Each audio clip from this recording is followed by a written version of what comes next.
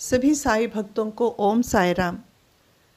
पिछले 2 भागों में हमने श्री रामचरण जी की जो भक्ति है उसके बारे में जानकारी प्राप्त की है। किस प्रकार उन्होंने राम नाम जाप लगातार किया और राम जी के का साक्षात्कार पाया। आज भी कुछ घटनाएं हम उन्हीं के बारे में सुनेंगे, रामशरण जी के बारे में, और किस प्रकार राम जी के परम भक्त हनुमान जी ने उनको साक्षात्कार दिया, ये हम जानेंगे इस भाग में। एक बार शरण जी अपने गांव बुद्धम से 7 दिनों के लिए बाहर गांव चले गए कीर्तन और भजन करने के लिए। उस समय उस गांव में भयंकर कॉलरा का फैलना शुरू हुआ। गांववासी गांव के बाहर एक जगह संग्रहित हुए इस कॉलरा के डर के मारे। तब किसी ने कहा, अगर हम रामशरण जी को यहाँ ले आएंगे तो हम इस मुसीबत से ज़रूर बच सकेंगे। कुछ लोग मिलकर रामशरण जी से जाके मिले। वे बहुत चिंतित हुए और उन्होंने रामशरण जी ने एक हनुमान जी की तस्वीर अपने साथ वो लेकर इस गांव के अंदर उन्होंने प्रवेश किया। जैसे ही वे आगे आ गए हनुमान जी के साथ, कॉलरा महामारी अदृश्य हो गई। तब रामशरण जी को याद आया कि उन्होंने इस गांव में एक हनुमान जी का मंदिर स्थापित करने का कभी निर्णय किया था। उन्होंने मन में वो बात बना रखी थी। पहले भाग में हमने सुना था इसके बारे में। तो अब उनको याद आई कि उन्हें ये काम अभी करना है, यही सही वक्त है। तो वे पास के शहर, तेनाली नाम का एक शहर था पास में, वहाँ गए और वहाँ से उन्होंने एक हनुमान जी की सुंदर मूर्ति ली थी। उस मूर्ति को हाथ में लिए हुए वे बस से गांव तक पहुँचने की प्रयत्न कर रहे थे, लेकिन उन्हें बीच में ही उतरना पड़ा। मूर्ति को हाथ में लिए हुए वे चलते चलते रहे और बहुत दूर चलते गए और खेतों के बीच यहाँ वहाँ चल रहे थे। अंधेरा होने को था। बीच में एक तालाब भी आ गया। पानी बहुत था उस तालाब में, भरा था वो तालाब पानी से और तेजी से बह रहा था। वे वहीं बैठ गए। उनकी उम्र भी बहुत हो चुकी थी और उनके पास उतना धैर्य नहीं था कि वो तालाब को पार करें। वे राम नाम करते, जाप करते करते वहीं बैठ गए। इतनी दूर चलने के कारण वे बहुत थक गए थे और काफ़ी थकावट के कारण उसी नदी के उस तालाब के तट पर बैठ गए थे, जैसे मैंने कहा, राम नाम का स्मरण करते हुए। और उन्हें तालाब पार करने की हिम्मत भी नहीं थी। उस समय कहीं से एक विशाल कद, भीमकाय शरीर वाला एक आदमी जो अनजान था उनके निकट आया और पूछा, क्या स्वामी आप यहाँ बैठे हो? रामशरण जी ने कहा, मैं बहुत थक चुका हूँ।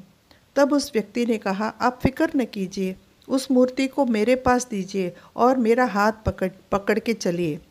तो रामशरण जी ने कहा, भैया पानी बहुत बड़ी तेजी से बह रहा है, ये खतरनाक है।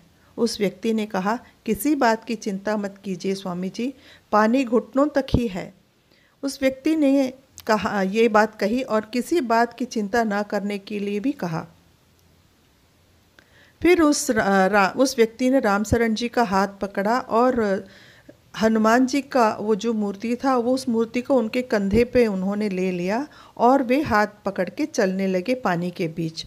उनको तालाब पार करवा रहे थे और रास्ते में उन्होंने रामशरण जी से बोला कि हम चुपचाप क्यों जाएं, आप राम के बारे में, भगवान राम के बारे में कुछ बातें बताइए या रामायण से कुछ मुझे सिखाइए। ऐसा कहते कहते कई प्रश्न पूछते चला आया। रामशरण जी भी उसके हर प्रश्न का जवाब देते आए। इस प्रकार वो तालाब भी पार करके इस पार आ गए। उस व्यक्ति ने हनुमान जी की मूर्ति और राम जी को बड़ी ही सावधानी से पार कराया। तट पर पहुंचते ही उसने हनुमान जी की मूर्ति रामशरण जी को वापस करते हुए कहा, अब कोई चिंता नहीं। तब रामशरण जी ने अपना आभार प्रकट किया और पूछा, इस काम के लिए मैं तुम्हें कितने पैसे दूं?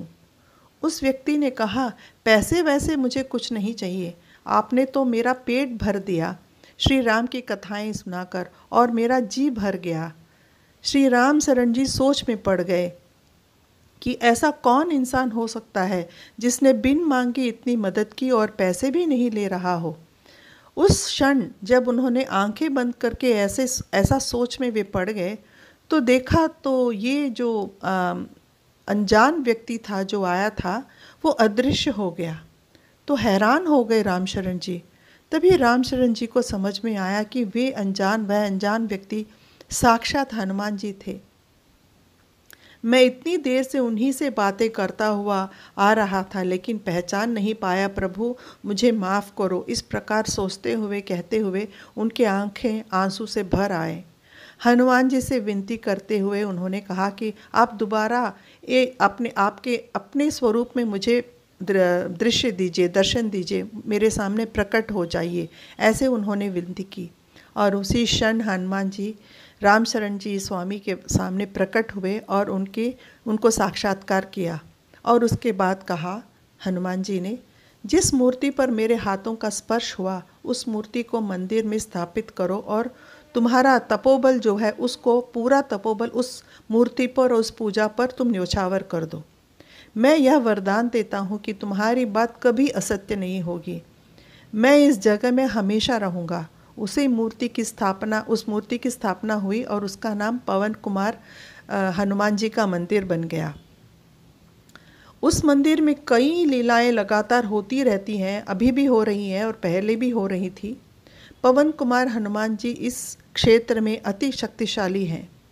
उनके दर्शन का भाग्य सभी को प्राप्त हो, क्योंकि उस मूर्ति को स्वयं हनुमान जी ने छूकर कंधे पर उठाकर वो ले आए थे इस पार से उस पार उस तालाब के।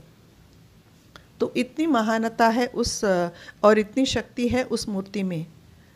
माना जाता है कि जो कोई भक्त पवन कुमार के चरण में उदी रखकर अपने माथे पर लगा लेता है, उसकी सभी कामनाएं साक्षात पवन कुमार पूर्ण करते हैं। जय श्री राम, जय श्री हनुमान। पवन पुत्र हनुमान की जय। ओम साई राम, जय साई राम।